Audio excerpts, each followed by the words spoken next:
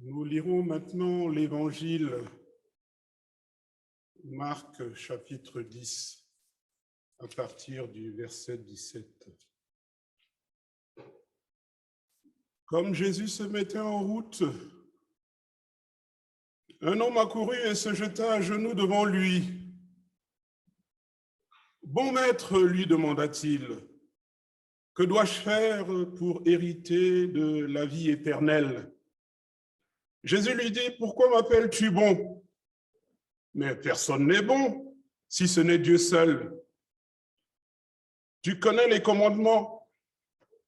Tu ne commettras pas d'adultère, tu ne commettras pas de meurtre, tu ne commettras pas de vol, tu ne porteras pas de faux témoignages, tu ne feras de tort à personne. Honore ton père et ta mère. » Il lui répondit, « Maître, j'ai respecté tous ces commandements dès ma jeunesse. » L'ayant regardé, Jésus l'aima et il lui dit, « Il te manque une chose. Va vendre tout ce que tu as, donne-le aux pauvres et tu auras un trésor dans le ciel, un grand trésor dans le ciel. Puis, viens, charge-toi de ta croix et suis-moi. » Mais l'homme s'assombrit à cette parole et s'en alla tout triste, car il avait de grands biens. Regardons autour de lui, Jésus dit à ses disciples qu'il est difficile à ceux qui ont des richesses d'entrer dans le royaume de Dieu. Les disciples furent effrayés de ce que Jésus parlait ainsi. Il reprit, « Mes enfants, qu'il est difficile à ceux qui se confient dans les richesses d'entrer dans le royaume de Dieu. Il est plus facile à un chameau de passer par un trou d'aiguille qu'à un riche d'entrer dans le royaume de Dieu. » Les disciples furent encore plus étonnés et se dirent les uns aux autres, « Mais qui donc peut être sauvé? Il est plus facile à un chameau de passer par le trou d'une aiguille qu'à un riche d'entrer dans le royaume de Dieu. » C'est le verset 25 du chapitre 10 de l'évangile de Saint Marc que nous venons de lire, dont nous venons de lire une portion. Mes bien-aimés, cette leçon donnée par Jésus à ses disciples sur la richesse sera au cœur de notre prédication de ce jour. Il est plus difficile à un chameau de passer par le trou d'une aiguille qu'à un riche d'entrer dans le royaume de Dieu. Nous comprenons tous ce que cela veut dire. Un riche ne peut pas entrer dans le royaume de Dieu. C'est ce qui apparaît lorsque nous faisons une lecture simplifiée de ce texte. Quelquefois, l'Église a participé à cette façon de transcrire ce verset. Partant, le message de l'Évangile, surtout cette question, sont reçus comme favorables aux pauvres et opposés aux riches. Mais qu'est-ce qu'un riche? Qu'est-ce que c'est qu'un riche? Ces jours-ci, les médias nous parlent de richesse et de pauvreté. L'augmentation actuelle des prix des produits de première nécessité rend encore plus difficile et flagrante la différence qu'il y a entre les classes sociales dans notre société. L'augmentation du prix du gaz va pénaliser de nombreuses familles, surtout à l'approche de l'hiver. Il paraît que les pouvoirs publics vont accorder des aides aux familles démunies. Les médias nous parlent aussi des riches. On nous a montré des interviews de M. Bernard Tapie, décédé récemment. Ceux qui, comme moi, ont écouté ces interviews ont entendu cet homme parler de son rapport à l'argent, ses acquisitions, sa fortune, mais aussi ses belles pensées. Un riche, oui, un riche, c'est une personne fortunée, une personne qui a beaucoup de biens. Le verset 22 de la portion de l'évangile de Saint Marc que nous avons lu nous fait comprendre que l'homme qui dialoguait avec Jésus, qui est venu tomber à ses pieds, avait beaucoup de biens. Et c'est pour ça que celui qui rapporte ce témoignage lui a donné ce qualificatif de riche. Par souci de compréhension, on peut reformuler ce verset 25 qui guide notre prédication de la façon suivante.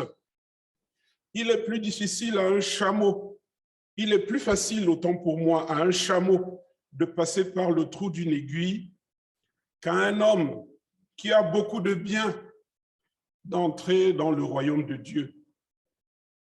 Mais est-ce que vous voyez bien la comparaison? Parce qu'un chameau, peut-être certaines personnes n'ont pas encore vu un chameau, mais c'est une bête qui est assez grande et assez grosse. Un chameau passerait difficilement par la porte qui est là. Mais quand on parle du trou d'une aiguille, je crois que vous voyez la comparaison.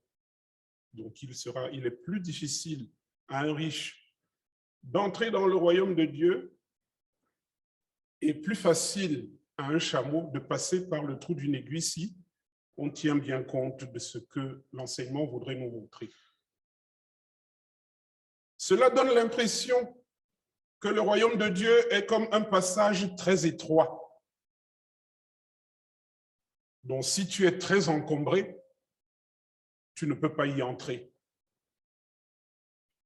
Est-ce que les biens sont encombrants? C'est une question qu'on pourrait se poser.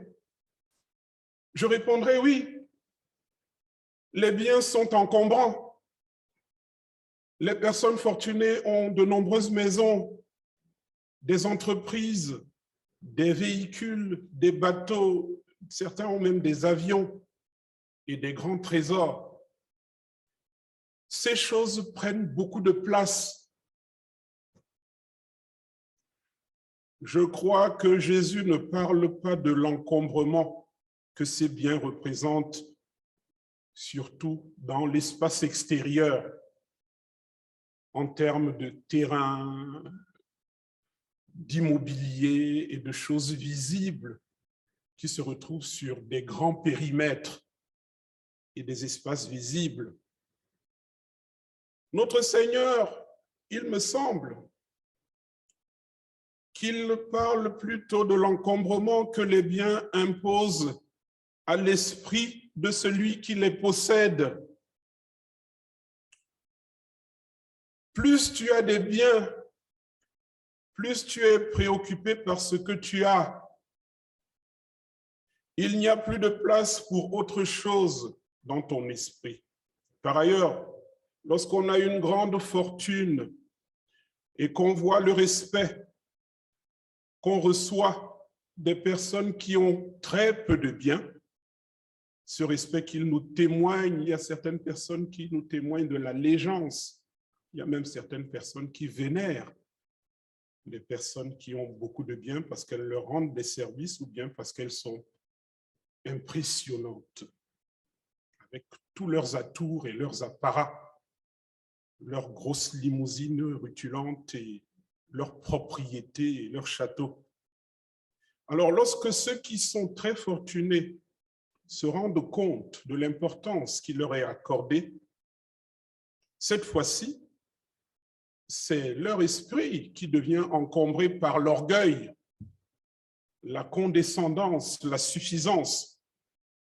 Subitement, on se sent investi d'un pouvoir qui peut tout mobiliser. Et on veut toujours plus. Finalement, on veut tout acheter ou obtenir, comme d'habitude, des rentes, des legs, des héritages, parce qu'on appartient à une lignée qui reçoit tout ou achète tout ou reçoit en partage. C'est pour ça Peut-être que l'homme riche demande à Jésus, « Que dois-je faire pour recevoir la vie éternelle en partage ?» C'est très important de revenir sur cette phrase. L'homme riche dit, « Que dois-je faire pour recevoir la vie éternelle en partage ?» Autrement dit, que dois-je faire pour avoir comme héritage la vie éternelle? Parce que c'est la bonne traduction, avoir en partage et l'héritage. Cet homme riche ne voulait pas être compté comme nous, qui ne sommes pas fortunés, parmi ceux qui reçoivent la grâce de la vie éternelle comme un don gratuit. Lui, il voulait l'avoir en partage. Ce riche veut la vie éternelle comme un legs, quelque chose qu'on lui a cédé, peut-être parce qu'il a bien travaillé, ou bien il a réussi à remplir les conditions. Il la veut comme quelque chose qui lui appartient. Jésus lui répond, « Vends tous tes biens, puis donne ce que tu vas en tirer aux pauvres et suis-moi. » Ce texte nous donne un certain nombre de détails que je viens de relever et qui nous permettent de peut-être en saisir davantage l'intelligence, la profondeur, le vrai sens caché. Mais je voudrais ici insister sur deux détails. Ces deux détails touchent l'attitude de Jésus et l'attitude du riche. Et ces deux détails, pour moi, sont très importants parce qu'ils vont me permettre de conclure et de vous donner la possibilité aussi à vous de conclure dans votre méditation personnelle, parce que ma prédication n'est pas un théorème, mais une façon de participer à notre rapprochement avec l'Évangile, avec la sagesse du Christ, pour l'amélioration de notre vie chrétienne. Oui, je disais tantôt qu'il y a deux détails qui me conduisent à la conclusion. Premièrement, au verset 21, saint Marc montre la première réaction que notre Seigneur, notre Rédempteur, le Christ, a eue lorsque le riche lui a dit qu'il a respecté toutes les règles de la religion et maintenant il voudrait recevoir en héritage le royaume de Dieu ou la vie éternelle. Il est écrit, je cite, « Jésus le regarda et se prit à l'aimer. » Jésus a eu pour lui un sentiment d'amour. Il lui a exprimé de l'affection. Il l'a vu avec amour. Ce détail est très important. Et maintenant, dans l'attitude du riche, par contre, le riche, comme le montre toujours le texte, et je cite, « Il s'est assombri dans la tristesse à l'idée de se séparer de ses biens. » Vous voyez bien ces deux attitudes contrastées. Et quand je dis que je vais conclure, je conclus. Mes sœurs et frères dans la foi, Jésus aime les riches. Il vient de le témoigner, il a regardé ce riche avec amour. Il aime les riches. Il a exprimé cet amour à cet homme riche. Mais le Christ souhaite que les personnes qui sont prisonnières de leur richesse s'en libèrent. Parce que la richesse nous emprisonne dans ce monde. Par contre, la vie éternelle qu'il semblait souhaiter nous affranchit des liens de ce monde. Elle coupe ces liens, nous soulage, nous rend plus légers. Nous revenons tels que nous devons être, créatures de Dieu et pas créatures du monde. Mais il est important dans cette conclusion de signaler aussi quelque chose qui est très important. Il faudrait le dire très fort, parce que ce n'est pas toujours ce qui est dit et entendu. Il y a des personnes très pauvres qui sont très attachées aux biens matériels. Ce n'est pas l'apanage des riches. Il y a aussi des personnes très fortunées qui sont totalement affranchies de la dictature de leurs biens.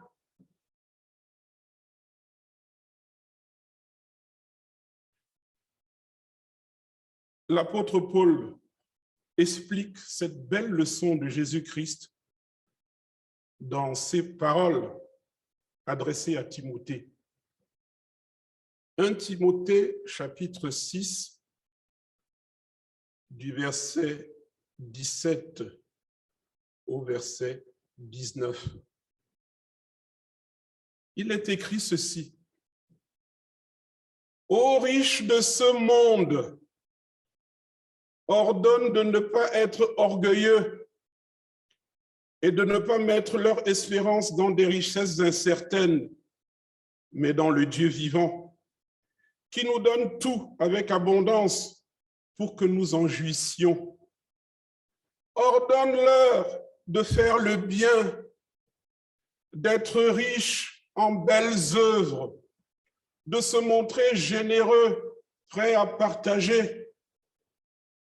Ils s'assureront ainsi, en guise de trésor, de bonnes fondations pour l'avenir, afin de saisir la vie éternelle. » J'aime beaucoup ce texte de l'apôtre Paul, adressé à Timothée, parce qu'il vient expliquer cette leçon du Seigneur.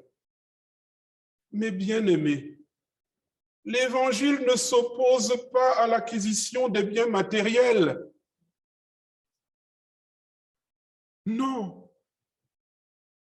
Mais s'il y a certaines personnes qui vous le disent, allez leur dire qu'il y a un monsieur là qui s'appelle Billon, qui nous a dit du haut de la chair que l'Évangile ne s'oppose pas à l'acquisition des biens matériels. Mais ce n'est pas moi qui le dis, c'est l'Évangile que je viens de lire. Et les épîtres. L'Évangile ne s'oppose pas aux personnes qui ont des biens. L'Évangile ne rejette pas les gens qui ont des fortunes. C'est ce que nous voyons. Mais l'Évangile encourage davantage la richesse du cœur. Amen.